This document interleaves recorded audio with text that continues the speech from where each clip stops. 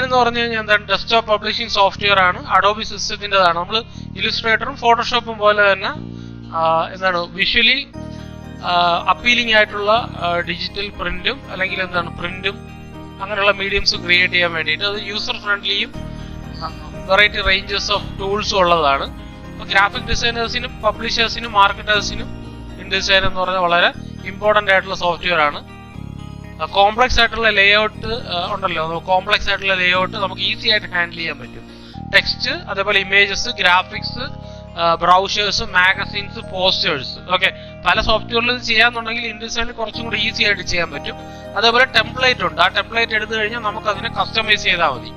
നെറ്റിൽ കിട്ടുമല്ലോ ടെക്സ്റ്റ് ഇത് ടെംപ്ലേറ്റ്സ്.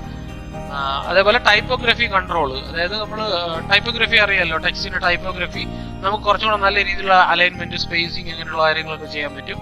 പിന്നെന്താണ് ഫോണ്ടിന്റെ സ്റ്റൈല്, ടെക്സ്റ്റ് ബോക്സ്, അതെല്ലാം ഇൻഡിസൈനിലാണ് കൂടുതൽ നമുക്ക് കുറച്ചും കൂടെ നന്നായിട്ട് ചെയ്യാൻ പറ്റുന്നത്. അതേപോലെ തന്നെ വേറെ അഡോബി പ്രോഡക്റ്റ് ആയിട്ടുള്ള ഫോട്ടോഷോപ്പ്, ഇല്ലുസ്ട്രേറ്ററുമായിട്ട് എന്ത് ചെയ്യാം, അങ്ങോട്ടും ഇങ്ങോട്ടും നമുക്ക് ഇമ്പോർട്ടും എക്സ്പോർട്ടും ചെയ്യാൻ പറ്റും. ഗ്രാഫിക്സ്, ഇമേജസ് ആയിരുന്നാലും ബാക്കിയുള്ള എല്ലാം നമുക്ക് അങ്ങോട്ടും ഇങ്ങോട്ടും ഇമ്പോർട്ടും എക്സ്പോർട്ടും ചെയ്യാം.